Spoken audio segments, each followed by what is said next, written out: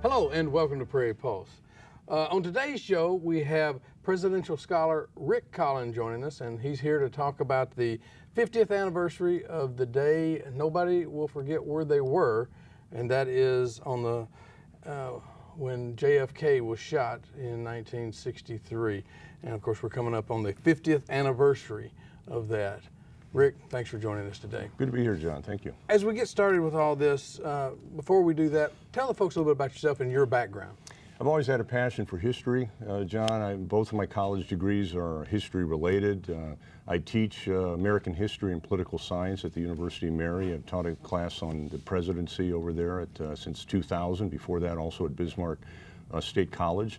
I worked a total of 17 years at the State Historical Society of North Dakota and its foundation. And currently I am the Director of Strategic Engagement for Odney Advertising in Bismarck, where I focus on public and media relations and social media. Okay. You know, the 50th anniversary is coming up of this event, and it's still talked about a lot today, I guess. But Rick, you were living in Maryland in 1963, I believe, and you have some pretty vivid memories of this. I do. I was only 8 years old when Kennedy was killed. I was in third grade, but I remember the secretary of the school going on the public announcement system early in the afternoon, Friday, and announcing that the president had been shot from ambush. When I was 8 years old, I thought a man had jumped from a bush and shot the president. We went home after school was done, and like so many other Americans, we tracked the arrival of Air Force One from Dallas, bringing Kennedy back from Texas. And we lived only 8 miles from Andrews Air Force Base. And as the plane arrived, it was becoming dusk. It was about 6:15. And as they were announcing the arrival of Air Force One to Andrews, my brother and I went out in our front yard and we watched Air Force One fly over the house. And I can remember still seeing that red light of Air Force One flashing as they were preparing for landing at Andrews Air Force Base. And the newspapers came out. This is the Washington Evening Star. It hit the streets shortly after Kennedy had been shot in Texas before he was pronounced dead. And that hit the streets. It's got a photo of him and Jackie being greeted in Dallas that morning. Sure, okay. And then you've got a couple of others here too. This is President Kennedy shot dead. Lyndon B. Johnson is sworn in, the Washington Post. This was the next morning's edition. My brother was a Washington Post paper boy and delivered this paper, and he had a fellow offer him $5 for his last paper on the route. And he wouldn't sell it to him because if you're a paper boy, John, you know the last paper means you got to go to the very end of the route to get it to them. And he said, sorry. So he didn't make his $5 that day, but it was, of course, a paper much in demand. And of course, there with the LBJ being sworn in, and then the last one you've got the Dallas Morning News, the next morning's paper where, of course, Kennedy was killed. Kennedy slain on Dallas Street, Johnson becomes president. So those are some of the papers that I've collected over the years. Well, these are some of the papers, but then you've got something here sort of personal.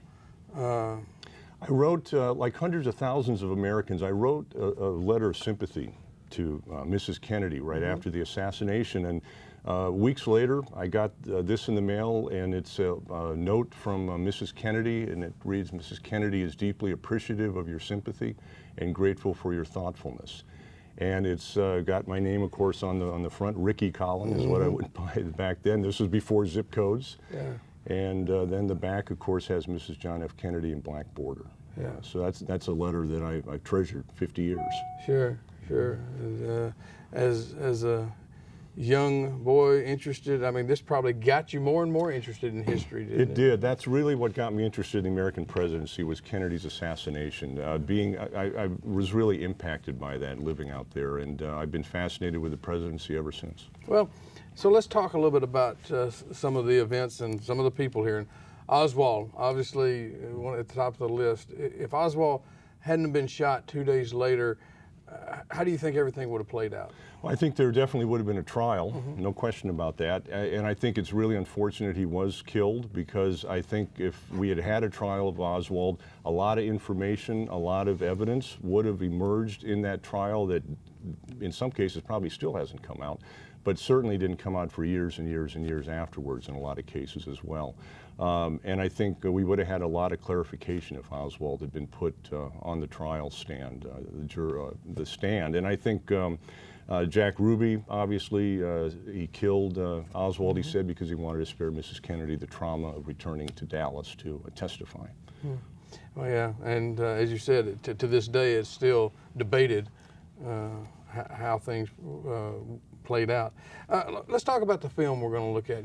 We've got some footage here to look at. The Zapruder film, the most famous 22 seconds of home film ever recorded in American history. It was recorded by Abraham Zapruder.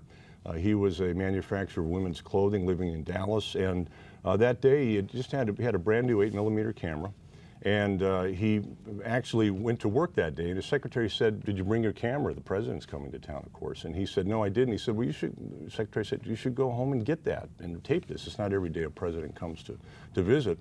And so he did. He went back home, brought the camera to Dealey Plaza, and he positioned himself and ended up recording again this film that's been studied again and again and again and dissected. Every frame has been enormously dissected over the years. It's the very end of the motorcade, John, as we're going to look at the film. It's been a spectacularly successful motorcade, 11 miles. Kennedy's been greeted by hundreds of thousands of people. It's a beautiful day, low 70s, sunny. They're running a little bit late to their next appointment, which is a luncheon for businessmen at the Trade Mart. And the Secret Service had just phoned ahead and let those people know that the president was on his way. Well, okay. Now we're going to take a look at this, but even though this film is 50 years old, it can still be disturbing to watch. It is graphic in nature, so viewer discretion is advised.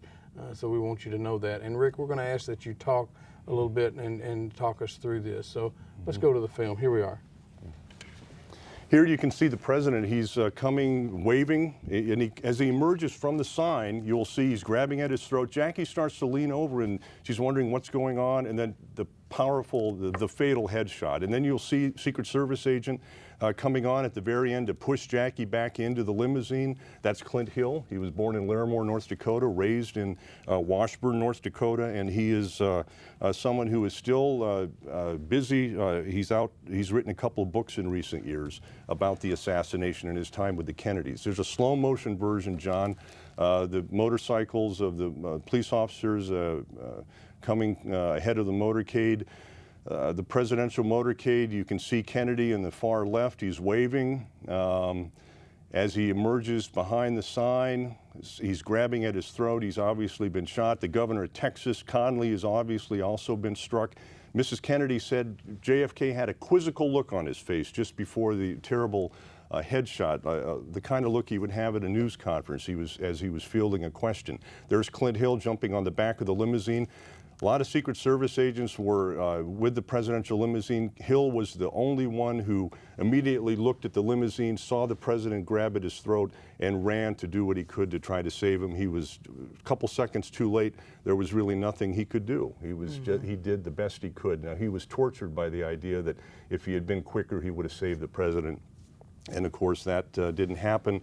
And no one really blames Clint Hill for what happened. He did the best he could. Yeah. Well, okay. With that said, we'll come back here and, such a tragic event and something that's, as you said, one of the worst things that's... Terrible film footage, and and there were a lot of other films that were shot that day in Dealey Plaza, photographs, but the Zapruder film by far is the most specific and the highest quality of all the films that captured that terrible event. Now, I guess now I ask you sort of the multi-part question, what do you think happened? Consensus, is there consensus on whether or not it was Oswald? Did he act alone? Did the Warren Commission close the book too soon? Again, questions that'll never be answered probably, but I'm going to ask your opinion, and there you go. I've studied this issue over the years. I've been absorbed in it for years and years, and I pulled away from it in recent years more so, but all the reading and, people say, well, conspiracies, organized crime had the motive and the means to kill Kennedy. The Kennedy administration cracked down on organized crime in a way no other presidential administration had. And they were very angry with the Kennedy brothers. The exiles who had tried to overthrow Castro in the Bay of Pigs invasion were very angry with Kennedy for what they felt he had done to abandon them on the beachhead at Cuba. by not providing air support. The FBI, the CIA, even LBJ has been tied into the assassination. But I think when all's said and done, I think a lone gunman makes the most sense, and I think Lee Harvey Oswald, I've looked at this enough, I really think that probably the evidence does lead to Oswald being the lone gunman. That's Clint Hill's verdict. He studied this, he was there. He said 3 shots came from above and behind the president. And you look at Oswald, the Mannlicher Carcano rifle that was found in the 6th floor of the school book depository where he worked was owned by Oswald. His palm print was on the rifle. Shell casings from, or fragments of bullets from the Mannlicher Carcano were found in the presidential limousine and on the cot that brought John Connally, the governor of Texas, into the hospital. And Oswald was a sharpshooter in the Marines, so he certainly had the ability to do that kind of deed that day, and it was not a tough series of shots. He had a scope on that rifle. They were fairly easy shots to get off. Okay. So why do you think this assassination still fascinates and also haunts, I guess, the mind of the general public? I think, and then one other quick point too about why I think it's Oswald. I think the other thing with the conspiracy, John, over the centuries, whenever there's been a conspiracy and an assassination, eventually it's always come out. It's always emerged that the evidence that sooner or later, and we've been here 50 years, and there's been no smoking gun evidence about a conspiracy. So all those reasons, I think, lead to Oswald. I think the reason the assassination still haunts the American people all these years later, a couple of reasons. One is Kennedy was our first television president. He was before that, we really didn't have that kind of personal connection that we had through television like we did with Kennedy. He was the first president to do live television news conferences, and he had, of course, a beautiful wife and 2 young children. And they were very much a part of our lives through the power of television. And then the fact that he was killed when he was only 46 years old, in his prime, in only the 3rd year of what really should have been an 8-year presidency. He's one of the great what-ifs in American history. So I think those are reasons that we're haunted 50 years later by his tragic death. So what about his legacy and, of course, the what-ifs? Has there been too much mythology built up around him, overshadowing maybe some of his faults, or what do you think? Well, I think there are historians who believe there's more style than substance to the Kennedy presidency. And I think there's an argument that can be made for that, but I think ultimately you look at it, he did have a solid record of achievement during his 3 years in office, and that is really, again, one of the great tragedies is what would he have accomplished if he had had a second term. He negotiated a successful agreement, the Nuclear Test Ban Treaty with the Soviet Union, which banned the testing of nuclear weapons in the atmosphere. That was a huge accomplishment. Over 100 nations signed that treaty. Kennedy felt that was his biggest achievement. The Peace Corps, which sent Americans into third world countries around the world to help build up infrastructure and agriculture and industry and water development, and spread a lot of goodwill for the United States throughout the world, helping others, still powerful today.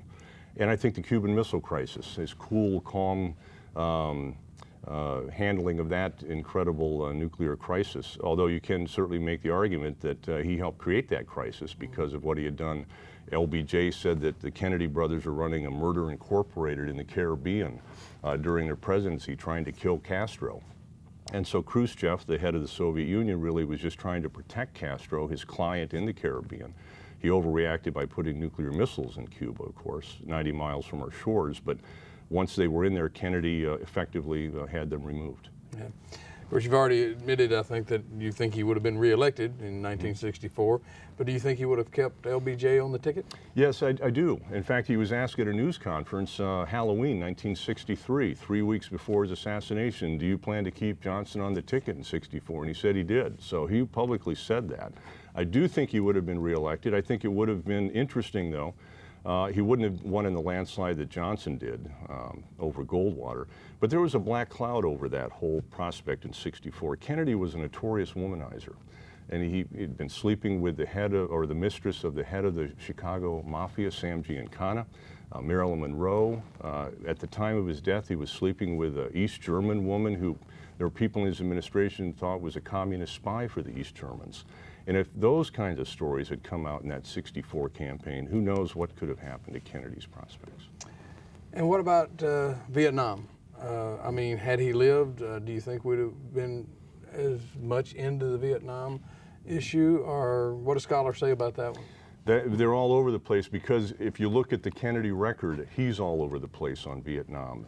There's the dovish Kennedy on Vietnam. There's the hawkish Kennedy. However you want to look at it, there's the Kennedy you can find on Vietnam and how he might have gone down what road. Dovish, he was dovish. He signed an order 6 weeks before his assassination that called for the withdrawal of 1,000 U.S. advisors from South Vietnam by the end of 1963, and withdrawal of all the advisors by the end of 1965, after he, of course, would have been reelected, he had hoped. But that was only if it was militarily feasible and acceptable. Publicly, he was very hawkish. Walter Cronkite, Labor Day 1963 interview with Kennedy, asked him, should we withdraw from South Vietnam? And Kennedy said, absolutely not. It would be a mistake. And then he emphasized it would be a mistake.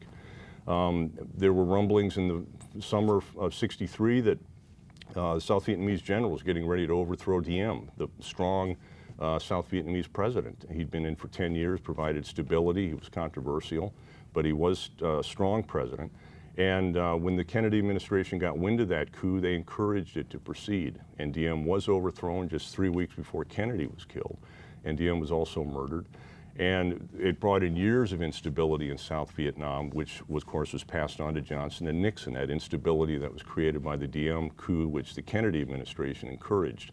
And then you look at the advisors, there were 900 when Kennedy came into office. We had 16,000 when Kennedy was killed. So there was a buildup there. And then ultimately, I think you look at the advisors around Kennedy. They were the same ones who advised Johnson to escalate. McNamara, Rusk, Secretary of Defense, and Secretary of State, Bobby Kennedy. They all encouraged escalation with Johnson, and Johnson listened to them. So ultimately, I do think there would have been an escalation in Vietnam. We'll never know how much. Sure, absolutely. How many times did JFK visit North Dakota? He was here a total of 5 times between 1958 and 1963. He came here a couple times in '58. He attended a Jefferson-Jackson Day dinner in Bismarck, Democratic Party dinner. And then the next day, April of '58, he went on to then Dickinson State College to speak at a symposium honoring the 100th anniversary of Teddy Roosevelt's birth. And then he came back here in '60. For a couple times. One was to campaign for Quentin Burdick in 1960. Burdick had a 52nd birthday celebration in Fargo. He was running in a special U.S. Senate race against the incumbent North Dakota Governor John Davis, a Republican nominee, to fill the seat left vacant by Bill Langer's death the previous fall. Burdick won that election in August, and then Kennedy came back in September as a Democratic presidential nominee, had a brief rally at the Fargo airport talking about ag policy. And then it was 3 years later he came back as president. Well, let's talk a bit about his visit to the University of North Dakota in 1963. He was here that one time as president. It was right in the middle of what the White House billed a conservation tour. It was an 11-state, 5-day tour, started in Pennsylvania, ended in California. Kennedy came to the University of North Dakota. He was given an honorary doctorate. He talked about the importance of conservation, Teddy Roosevelt's legacy in that conservation area. The Garrison Diversion Water Project. He talked about how important rural electrification had been in bringing electricity to rural North Dakota in the 30s and 40s. And it was a 22-minute speech. It was very effective. Well, with that said, I think we've got a couple of minutes, so let's take a look at a clip from that speech. Very good. I've come on a journey of 5 days across the United States, beginning in Pennsylvania and ending in California, to talk about the conservation of our resources. And I think it is appropriate that we should come here to North Dakota, where this whole struggle for the maintenance of the natural resources of this country, for the development of the natural resources of this country, in a sense began. I do not argue whether it was Harvard University or North Dakota that made Theodore Roosevelt such a man and such a conservationist, but I am sure that his years here in North Dakota helped make him realize how expensive, how wasteful was indifference to this great resource and how valuable it could become. He put it on much more than a material plane. He said it was the moral obligation of a society, in order to preserve that society, to maintain its natural endowment. In 1963, we face entirely different problems than we faced at the time of Theodore Roosevelt. The fact of the matter is that because we have so much in surplus in the United States, there is some feeling in many parts of the country, and I'm sure not here, that we can afford to waste what we have. I don't believe that at all. I think what we have to decide is how we can put it to best use. How we can provide in 1963 and in the whole decade of the 1960s a use of our natural and scientific and technological advances so that in the years to come, the 350 million people who will live in the United States in the year 2000 can enjoy a much richer and happier life than we do today. And unless we make the proper decisions today on how we shall use our water and our air and our land and our ocean, unless we make the comparable effort, an effort comparable to what Theodore Roosevelt and others made 50 years ago, we're going to waste it. So we're gonna. Oh, we do? Yeah, we don't have much time. Okay, I'll make them.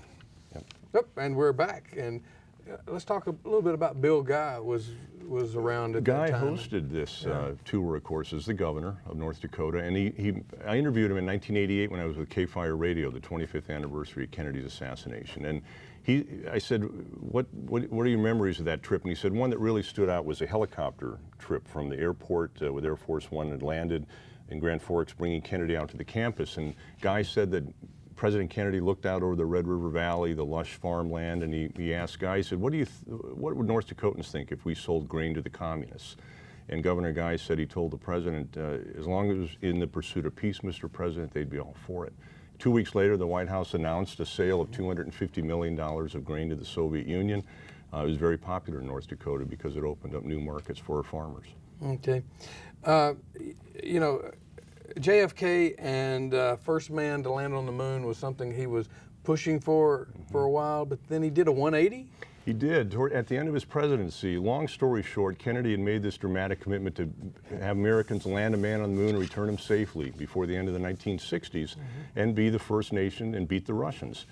Next couple of years, though, the costs were escalating. They were enormous. President Eisenhower at one point said, to spend $40 billion to beat the Russians to the moon is just plain nuts, quoting what Ike said. And Kennedy was under a lot of pressure to find ways to cooperate with the Soviets, pool resources in the exploration of space. And so he went before the United Nations, and just a couple of months before his death, 5 days before he came to UND actually, and he proposed a joint mission with the Soviets to the moon. Nothing really came of it. Khrushchev privately, his son wrote a memoir about his relationship with his father, and he said privately Nikita Khrushchev told him he was interested in that proposal, made sense. But nothing was ever publicly said, and the proposal died with Kennedy in Dallas. I understand your dad worked for NASA in the early 60s and was once called for a meeting with JFK. He did. Dad was Deputy Director of Education Programs for NASA, and one of the responsibilities he had was with the Spacemobile program, which I think a lot of people are familiar with. It brings the space program into the classrooms in countries around the world to talk about space and the exploration of space. And the president of Venezuela was coming to Washington, D.C. to visit, and he had expressed to Kennedy an interest in getting the Spacemobile program in Venezuela. And so Kennedy had his people contact NASA to come to a meeting with the president of Venezuela and Kennedy to talk about how do we set this up. So Dad and a couple other people from NASA went up to the White House. They met with Kennedy. Dad said Kennedy had his foot or his leg kind of propped up on the desk in the Oval Office, tapping his knee as they were visiting. He said he was very personable, asked a couple questions. He said the best thing about that visit was the fact that typically it would take 6 to 8 months to get a Spacemobile program in a country. With Kennedy pushing it through the bureaucracy, that power of the presidency, it took about 4 weeks. Yeah. Where do you rank JFK in terms of all-time presidents, I guess, in the last 100 years? I think probably above average. I think you could make the case if he had lived longer. I think he was moving in directions of some pretty interesting issues. He maybe would have ended up being a near great president. Certainly, I think he had a solid record of achievement. I mentioned some of those accomplishments earlier, and I think just the fact that he inspired so many young people to come into government service in a way we haven't seen in any president since is another remarkable statement about his leadership. What are some good books you recommend to read about JFK? There are so many, Yeah. John, but I'd say one is An Unfinished Life by Robert Dallek. Came out about 10 years ago. That's a very good source. Richard Reeves wrote a really good biography on Kennedy called Profile in Power, Study in Power. It's excellent. And then the two books in the Making of the President series by Theodore White, 1960 and 64, are must-reads about Kennedy. Rick, we're running out of time. Got a lot of questions I'd like to ask you, but why are the why do the Kennedys still fascinate the American public? I mean, the Camelot, with Bobby and Teddy, and yeah, I mean. Because I think with Bobby and Teddy, again, some of the what ifs. With Bobby, of course, he ran this tragic presidential campaign in '60, won 4 or 5 primaries, but he was killed. We'll never know what really would have happened if he had lived. Teddy Kennedy, great impact, probably the most influential of the brothers with his 46 years in the Senate. I think the Kennedys, they're the closest thing to royalty we have. Yeah, okay, we're out of time, but if people want more information, where can they go? A couple of things. 6-4 Museum website. Google it. They've got a great museum and talks about the Kennedy story, the Kennedy presidency. The Kennedy Library, Google it, in Boston, and the National Archives has a lot of material about the assassination. Rick, thanks for joining us today. Enjoyed it, John. Thank you. Well, that's all we have on Prairie Pulse this week, and as always, thanks for watching.